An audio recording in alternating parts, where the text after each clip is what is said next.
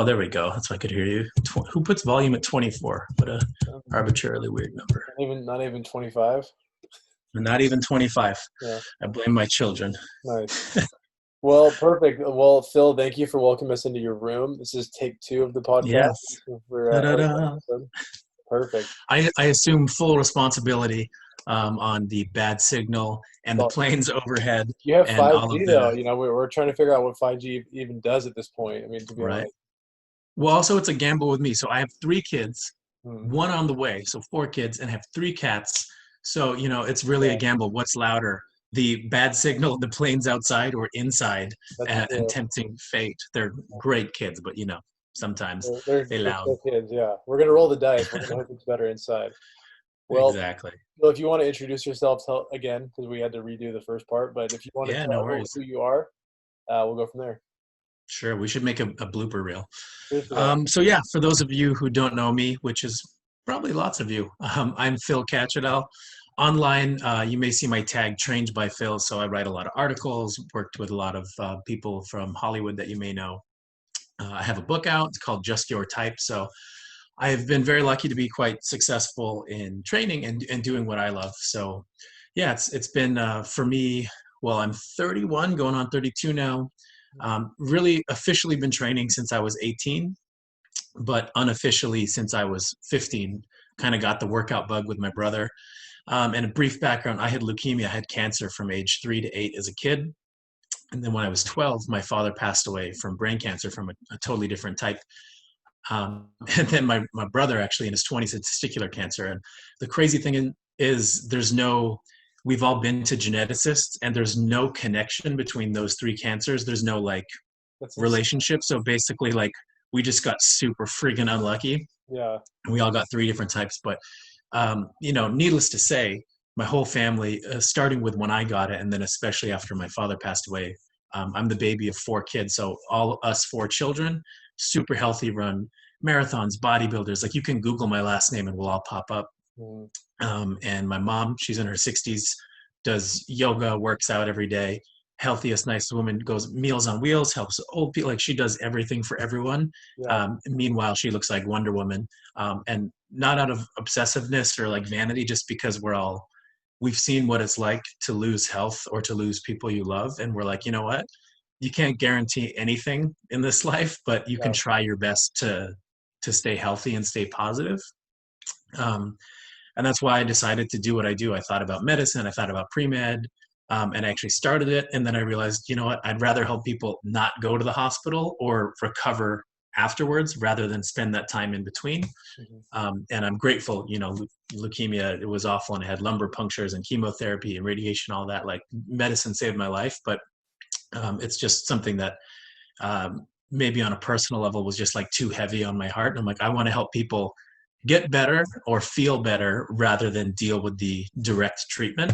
Yeah, So absolutely. that's what I've spent my entire adult life doing. And I've started two businesses in between, one of which I successfully sold as a sports supplements company. And I did an MBA, and I kept doing business stuff and like trying to escape the label of trainer. I Mhm. thought it was like beneath me or some sort of Yeah. pride bullshit. And then you come to a point where you realize, you know what, like, what is better than being an expert in what you love? Mhm. And not wealthy by any means, but I provided great life for my wife and kids living in LA. Like, I have no complaints. I love what I do. And during coronavirus, it's been a Well, crazy a transition little because different. I love the personal element. So, like, doing Zoom stuff for online and podcasts, fine, but training people, I literally, dude, I train people from Big Bang Theory. I train Steve Howie from Shameless. I train Sarah Shahi. I train all these people. And I've been training them through Zoom, like looking in their little room. Okay, all right, do 20 dips on the couch. All right, put your feet up on the bed. Do Yeah. 10 decline push-ups. I mean, it's fun, but it's just not the same. Like, I'm excited to get things open when it's safe. Yeah, it's rough. I mean, like, especially when you're trying to train like an actor or an actress for one of those crazy Hollywood roles and you're Yeah, doing it from a camera. I mean, it's, you know, like we mentioned in our prior edit, uh, like they're gonna get back to their show, and all of a sudden they're gonna be like, okay, whoa, you can't look 20 pounds heavier, and it's the same scene. We're just filming the end of it, you know. So Yeah. that's gonna be really hard to hit those standards. I feel like across Hollywood, we're probably gonna see a lot of It's dude, yeah. it's being on this end of it. It's funny. Like the client I just referenced, Sarah, she was in Person of Interest in the L Word, City on a Hill. A lot of people know and love Sarah Shahi, and she's the lead in this huge new Netflix show that they're developing called Sex Slash Life. Mhm. And she's like excited and proud about it, but also nervous because there's like nude scenes and it's this going to be this whole big, like very impactful series. So they start episode 1. They're about halfway through filming in Toronto in Canada. Um, and then everything shuts down because of Corona. And I mean, this woman is immaculate looking and wonderful and a good mom and a great friend of mine and everything. But she's like, "Oh crap, we just got noticed that we're going back to filming mid-July, which is in a month." And she's like, by no means has she gotten out of, you would look at her and still think she's stunning, but she's like, we have to pick up on the second half of episode 1. And Yeah, I'm probably like 6-7 pounds up, and we were laughing about it. I'm like, Sarah, there's no way anyone's going to notice. But she's like, for me, like I wasn't self-conscious, and now I am. And you get in your head, and mhm. had that with a few other people. They're like, oh, we're going back to filming, and like I have to, oh crap, I got to whip myself back into shape. So it is funny. It's a new time for everyone. I'm sure everyone's going to be a little forgiving.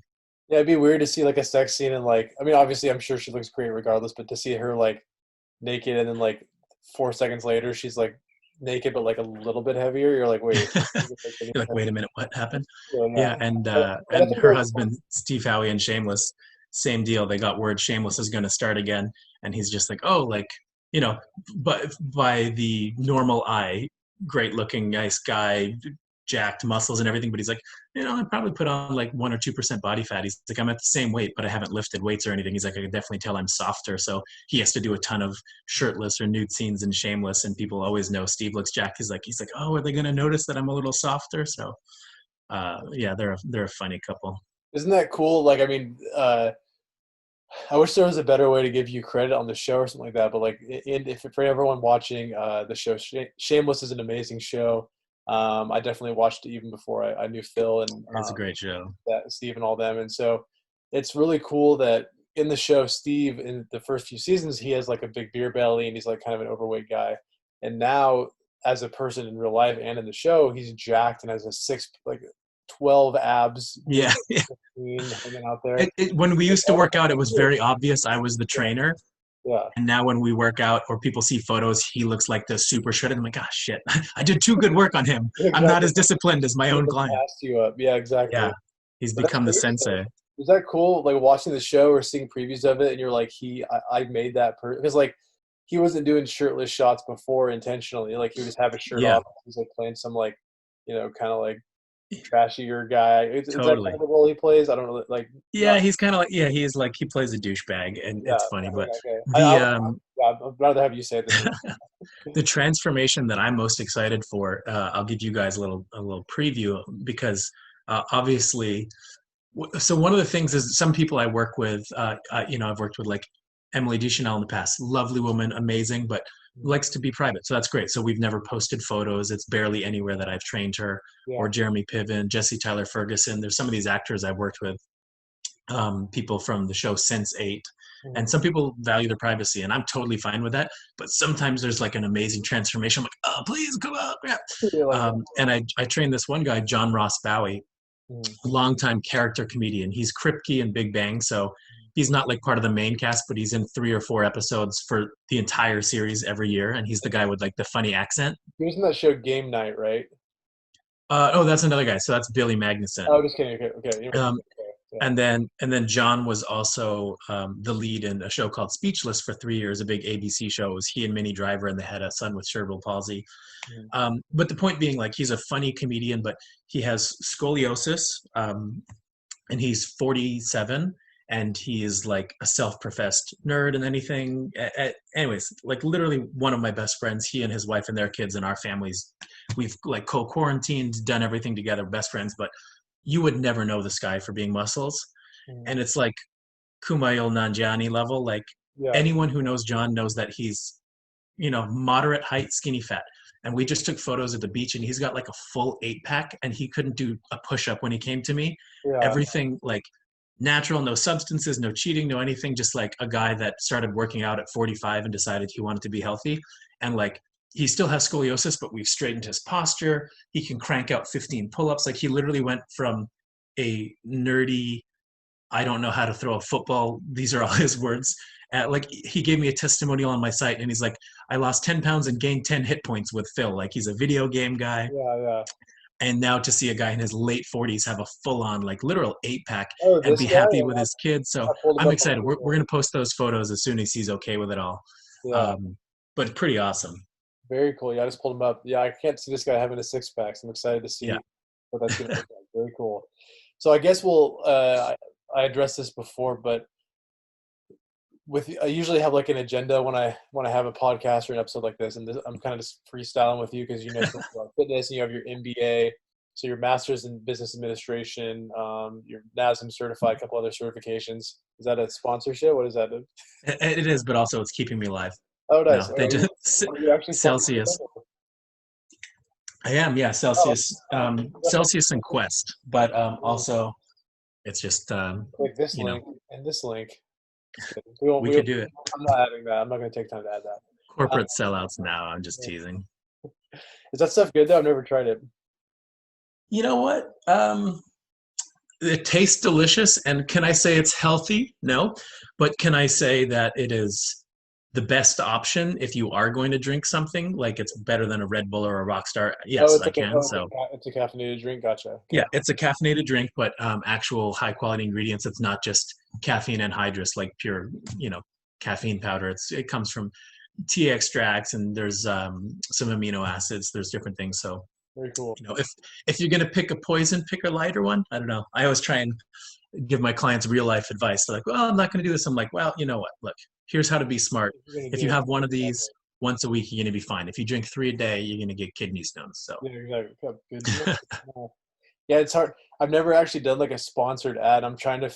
I was talking very like normally, and I was like, this. No matter how I talk, this sounds like we planned this. no, they don't even. They actually don't even pay me. That was totally a joke. So you're in the clear. Oh, cool, sweet. Yeah, they send me free stuff because they like me, but I don't get like money or anything. It's nice, cool. Yeah. Well, maybe they'll send me free stuff now. I know. Help a brother out.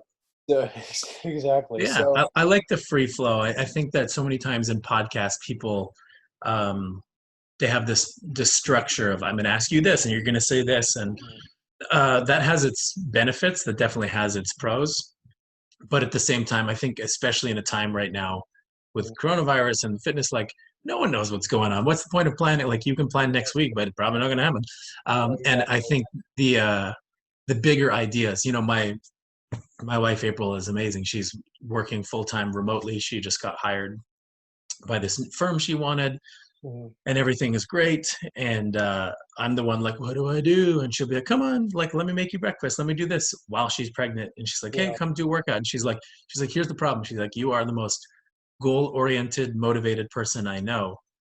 She's like, you always have client goals, and you're like, I'm going to write the book. And guess what? You wrote the book, and now it's in Barnes and Nobles. Like, she's like, you conquer your goals. She's like, and now the whole world's at a standstill, and you're kind of just like, what do I do? Because like, I have no purpose. I mean, I do, but that's kind of what it feels like during all this. So she's the one like set a little mini goal, do this, do the workouts. And I think in this time period where we can't really plan much, what we can plan is at least how we're going to react and how we're going to proceed during the day. Maybe you can't see your friends, maybe you miss your family, but you can do a home workout.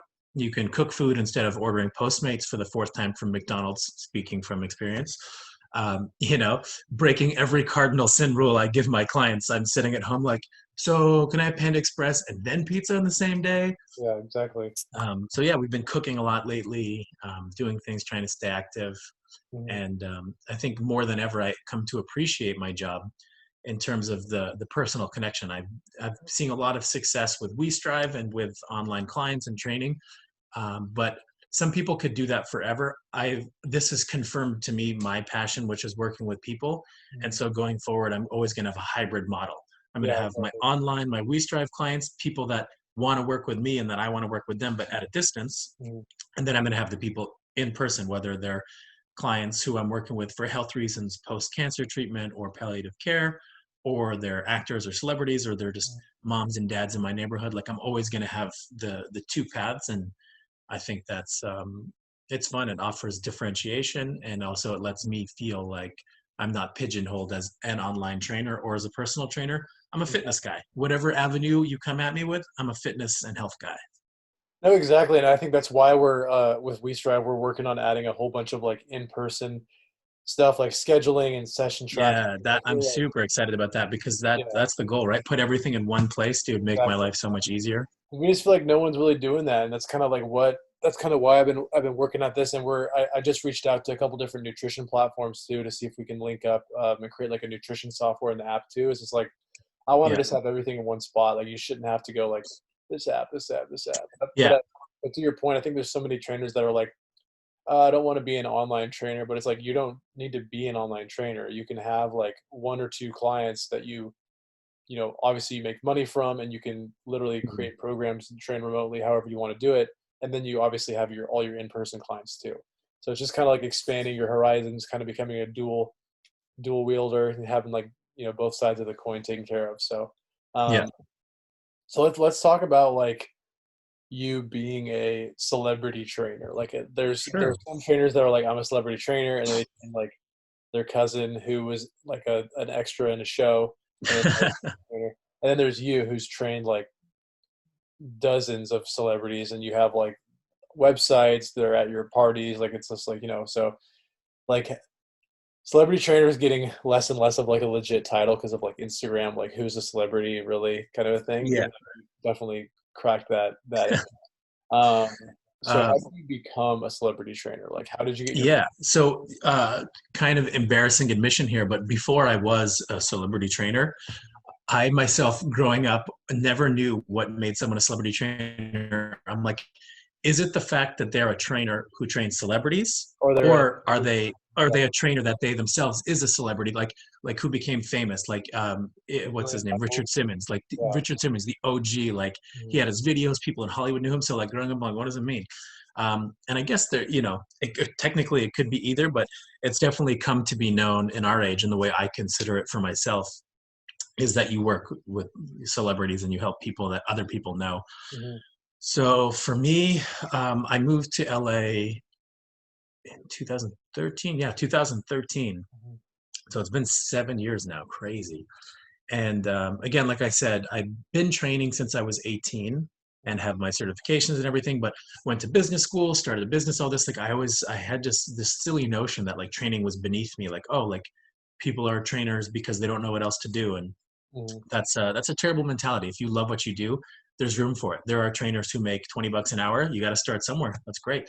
And Yeah. there's trainers who make hundreds and hundreds of dollars an hour, thousands an hour, depending on what, if they've I scaled their I business. can vouch for that. Yes. Yeah. It's crazy. And I'm not there yet, but that's the goal, right? Mhm. But no. So training, did my MBA. I value knowledge, even though I don't work in the corporate world. What I've learned in my MBA was, incalculably valuable. Mhm. So long story short, moved to LA literally on a whim. My family lives here, part of them. And I knew that if I'm going to be a celebrity trainer, well, not many options, right? Exactly. So come to LA, and I was using my MBA degree because I was married with 3 kids. And I'm like, all right, I'm going to do this, but I'm also going to work to make money. So I was actually a lobbyist for renewable energy, Mhm. using my degree, commuting downtown to LA, to Flower Street, like the financial district. And I was working like 8 till 2 p.m. and going there literally in a suit and tie, and then changing at the office and going back to the gym and picking up my 1 or 2 clients. And then that became 3 or 4. And my motto, it's literally on my wall. It's how I live my life. The strongest like slogan I can say that I live by is work hard and be nice to people. um, and sometimes I fall short in terms of like I'm so spread thin trying to do everything that like Mhm. I lose commitments. Like yesterday I was trying to balance a family dinner and a date night and a thing with this podcast, which I had to reschedule because I Okay, was yeah. stuck in it. Just I tell was me stuck when in you're it. doing it. If But you have no, to like I had all the intention of being there at 7. I'm stuck in a canyon, and then I check my phone and I'm like, oh, that was 30 minutes ago and I didn't even have signal. I didn't even call Corey. it's all But good. I was just So sitting here. time management's the skill I'm working on. But all this to say, like, I'm like, at least if there's one thing that I can count on, it's that like I'm really good at what I do. I show up for the job. I do the best I can, and I'm always going to try and be nice and respectful. So I just did that with clients for about a year, and then it's LA. So one of the networking advantages is that you pretty much always train someone who's famous. Exactly. And I Yeah. was about a year into my training, and I'd had three in particular people have really successful transformations, and they were good. And one of them was the hairdresser of Emily Deschanel while Bones was going on. So Mhm. she was my first celebrity client, and she's just the most wonderful mother and friend and human and person. So started training with her, and then she told a friend, and then it got known that, oh, Phil's training Emily. And then so, like, you put that on the Instagram and the website, and someone reached out to me, hey, I'm writing an article for a health magazine, and like, I see you work with Sarah Shahi, because Sarah and Emily were friends. Right. And she's like, oh, she just had twins and now she has like abs again, like, what's this? So it kind of you put in the work and you never know what's going to happen. But once you get that big break, like, it takes one celebrity, and if you're doing a good job, people love to share. People love Exactly. to Exactly. be happy for you. Mhm. Um, so that was like, yeah, like 5 6 years ago. And then it kind of comes in like waves. Being an only celebrity trainer can be difficult because the goal is for them to book big jobs, right? So if they book a job and they're shooting 6 months in another country, guess what? You now have no client. Yeah. So I've always tried to balance mine with having at least 50% Mhm. normal people. Yeah. And it may be even a little heavier. Maybe it's like 50, 60% even of just people with day jobs. So I have somebody every day at 6, 7, 8, 9, 10, 11 a.m.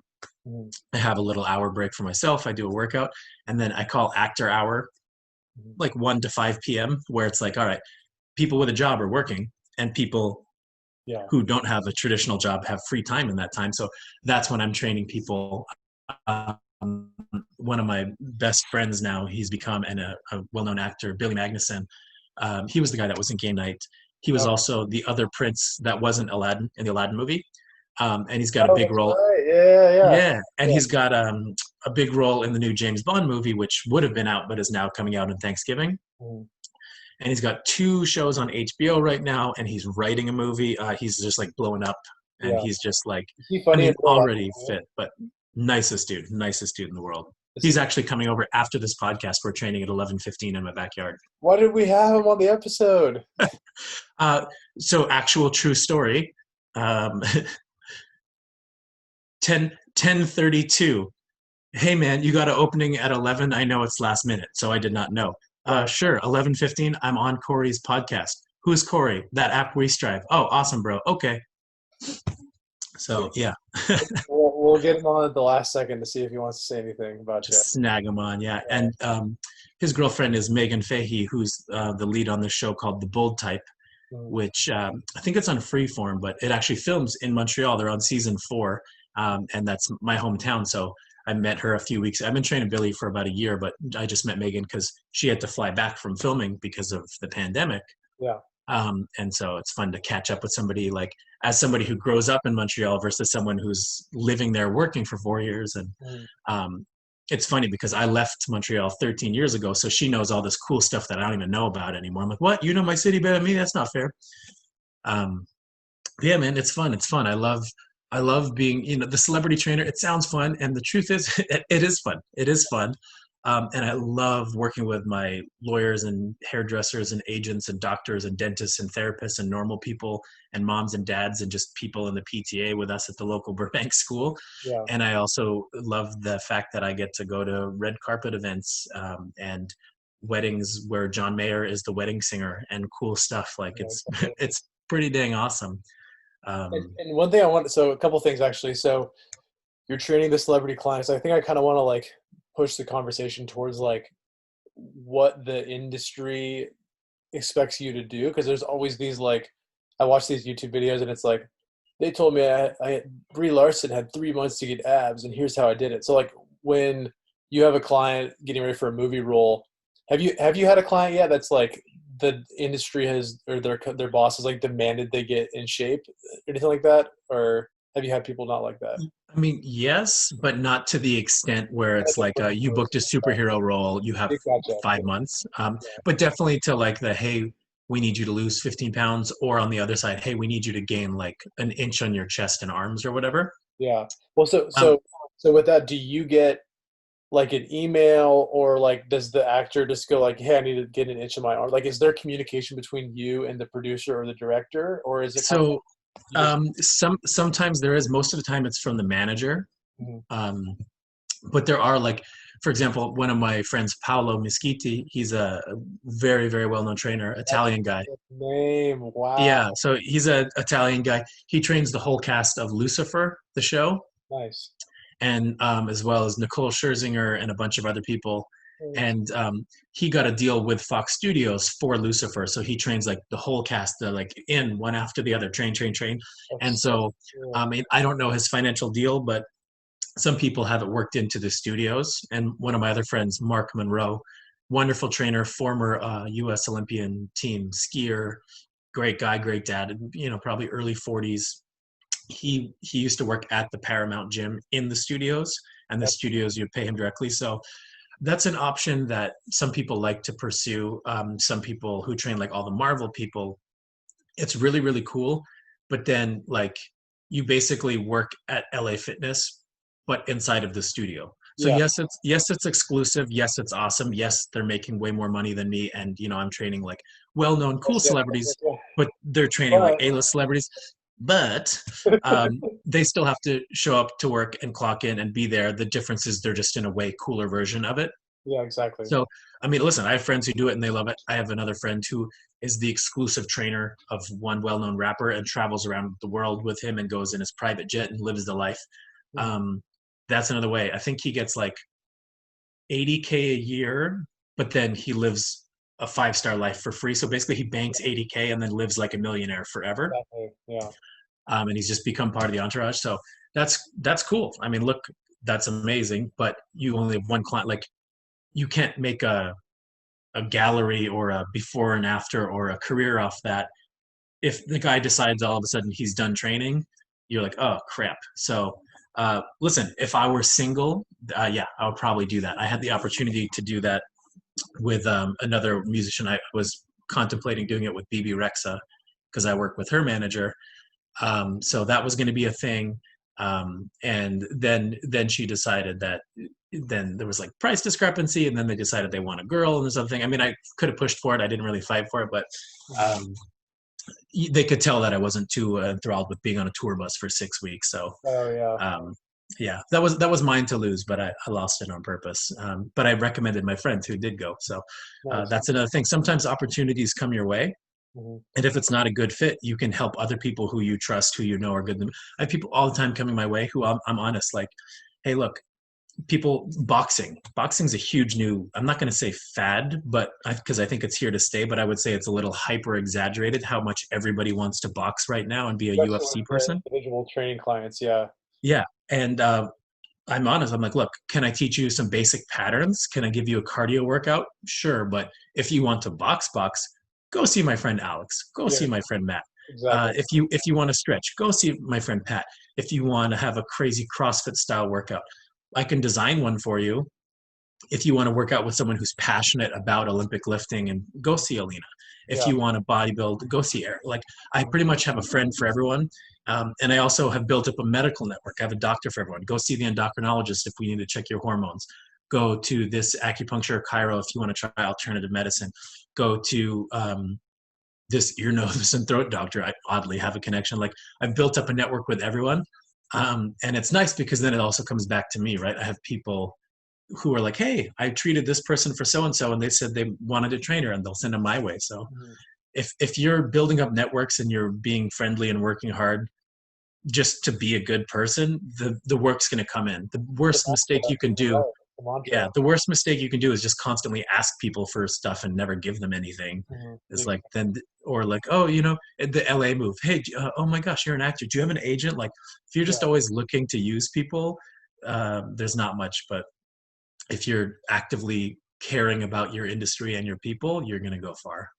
Yeah, and I think we were interviewing for our first episode, Angela Davies, who runs all the relationships for the LA Fitness Expo, and just kind Awesome. of the same thing. She was just, stay in your lane was her main thing. And I think it's a huge thing in life, but also like especially in the fitness industry. Like I brought up how I know trainers that like try and do like chiropractic and physical therapy shit, and I'm like, Yeah. you are not certified, nor I don't even know if Yeah. this is legal.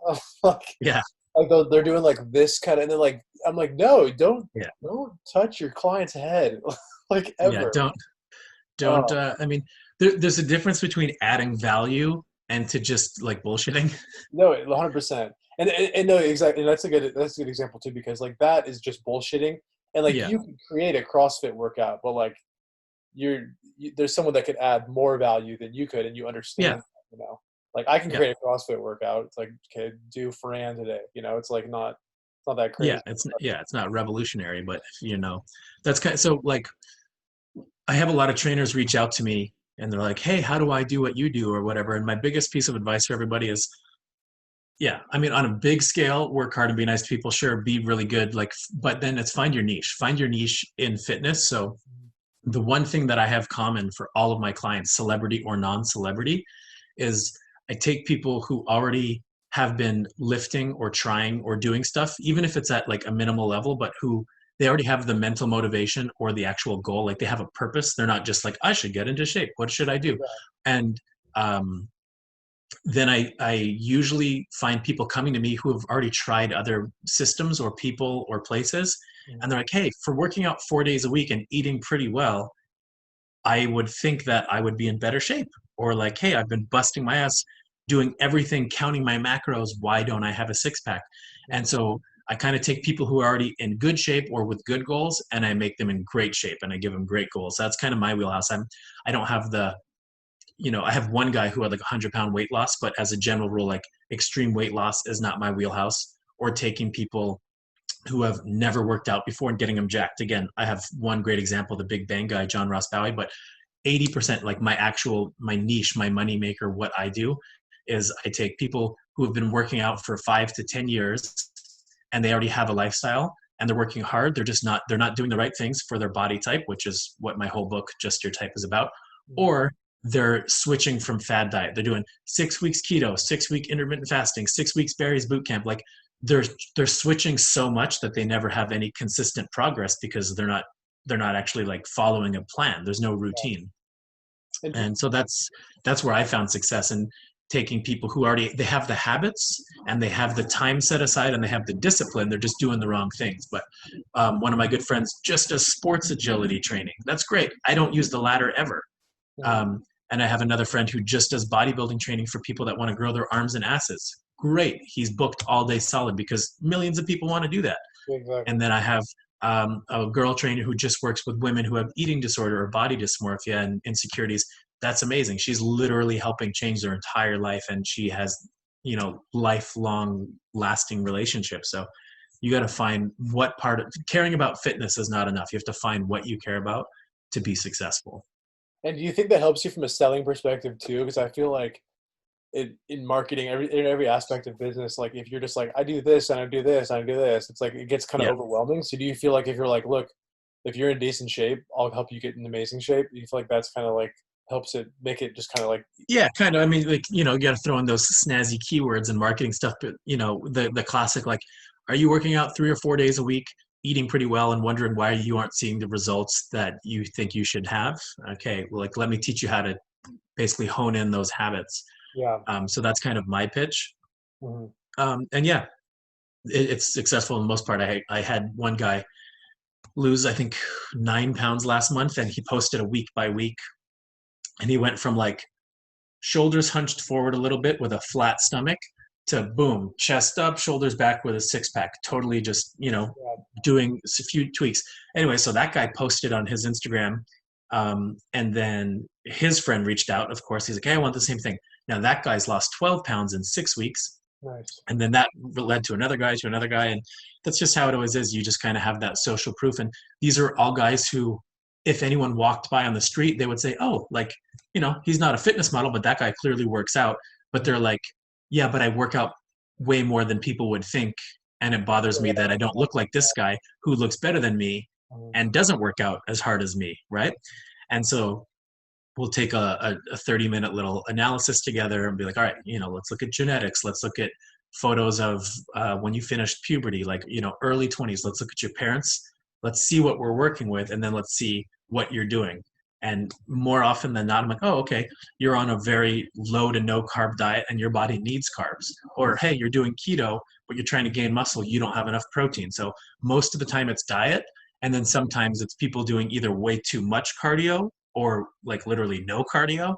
Yeah. So I've found more often than not with people, I'm able to keep the same time frame. If they were lifting an hour a day or working out an hour a day, I can work with that. I'll be like, oh, that's totally fine. We're just going to switch it out. You're going to do 4 days of this and 2 days of that. You were eating 2,200 calories. Okay. We only have to bring it down to 2,100. You almost won't notice, but we're going to totally shift your macros. So kind of helping these people realize, look, you've set up all the patterns, everything. Let's do a few little tweaks, and pretty much works every time. I have a few people who are resistant. Then you whittle it down to more. You find out either A, they're not counting calories or macros properly, like they're just measuring stuff wrong, which happens, or the very, very lowest possibility is they do actually have like a hormone or thyroid issue. The reason I don't roll my eyes, because it is real, but like it's less than 2% of the population. So when you have 10 friends and 9 of them think they're bloated because they have a thyroid issue and they're estrogen, like, all right, cool.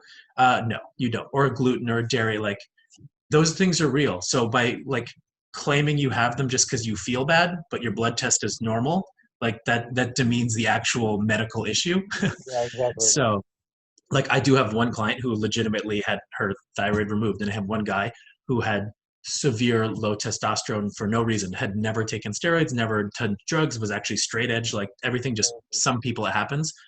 They go to the doctor, they get the necessary hormones, boom, everything works. But for most people, that's not the case. Everyone's blaming stuff on other things when really it's just their own accountability. And that's where I step in. I get to help them. Hey, let's do this. I'll help you monitor. I'll teach you. And the vast, vast, vast majority of the time, we find out what the culprit is, and we fix it within a week or two. So you go super in depth too. I feel like there's a lot of different. There's trainers of all angles, but like I feel like you go pretty in depth with your clients. Like you're Yeah. What is your great grandpa's foot size? Yeah, I mean that's my style. I like to know everything. So like people text me what they're eating for lunch and dinner. And people ask, they go on vacation. Hey, this is the menu at the hotel. What can I have? Or this is the hotel gym. What can you make me a workout? And that's what I like to do. I like to kind of be involved in, like, I've been to 4 clients' weddings. I set 2 people up that were going to get married 2 weeks ago. They had to get canceled because of the pandemic, but but like I get into it, and they come to my kids' things, and they're coming to our baby shower. Like that's the level of involvement I like. And you don't have to have that level of involvement, but it would make sense that because I am getting to that level with people, I'm getting dramatic, very good results because they can't hide from me, right? If they don't answer their phone or they don't text me for 4 days, I'm like, yo, I know you're not on vacation, and I drove by your house and your car's there. Like, are you okay? What's going on? Oh, I'm just having a tough time with this and this. Like, so I crave that. I love that more personal connection. That's why I like training. But there are people who don't like. I've been told, there's a quote from Sarah Shahi, from one of my actress clients, who says, Phil's the type of trainer you want to do your best work because you don't want to disappoint him. So it's like I'm the disappointed dad. So I'm not like the yelling guy, come on, do 10 more, you pussy. Like I don't yell. I'm not that guy. Yeah. Some people want that guy. And guess what? I have a referral for you for that guy. But I'm not that guy. Yeah. I know somebody in the fitness world for everything. So if nothing else, if I'm not your guy, I'm a resource to find you who your person is, whoever they may be. And I think as someone watching this, whether you're a tech person or you're a fitness person or you're a client, you have a trainer, you are a trainer, or you're just like, oh, this is interesting. What are Corey and Phil talking about? Like, it sounds so cliche, but knowing yourself, like knowing what you do and what you have to offer and who you want to offer it to, that's what you need to figure out. If you're like, I do fitness and everyone and humans and here, do push-ups, like, okay, like you might get some clients at first if you're really charming or good looking or something. But other than that, what substance is there to that? So you kind of have to hone down your message. Like, what do you do? Who is it for? And why should people buy it? Why are you the greatest? Why can they trust you? Mhm. Love it, man.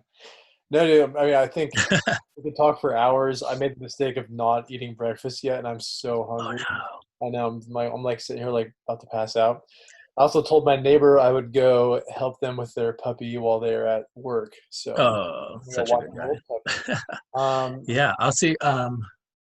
I'll ask Billy if he wants to come on. He actually has a really cool startup called Coat Check Inc. And it's like a physical building here in Hollywood that he bought. And I think it was an old theater, like stage play place. And they've revamped it into a venue, which of course right now, no venues happening. yeah, But before the pandemic, they were having like some little concerts and some album release parties and some like food night festival things. And they're just like hosting different events and making it really community based.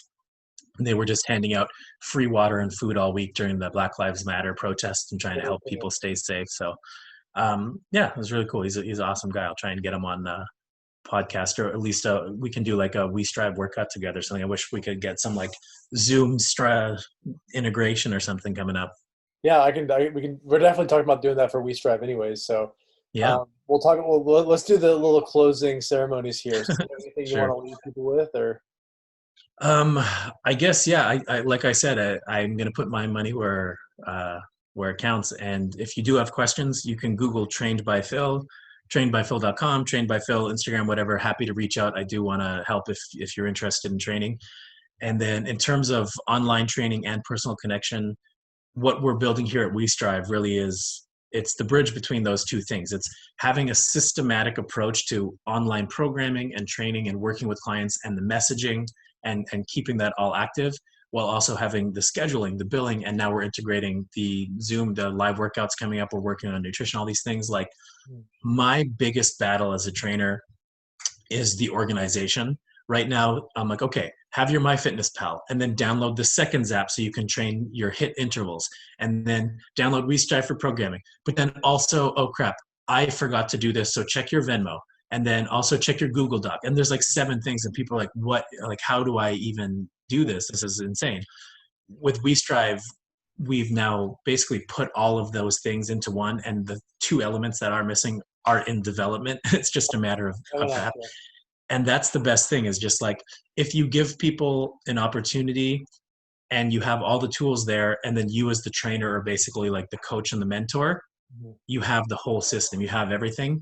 And that's what I'm excited about, especially moving forward with the pandemic. Like gyms are going to open back up, but it's going to be a hybrid model. There's going to be more home workouts, there's going to be more training, and I don't think anyone's better positioned to do it than us because of our having that integration of both.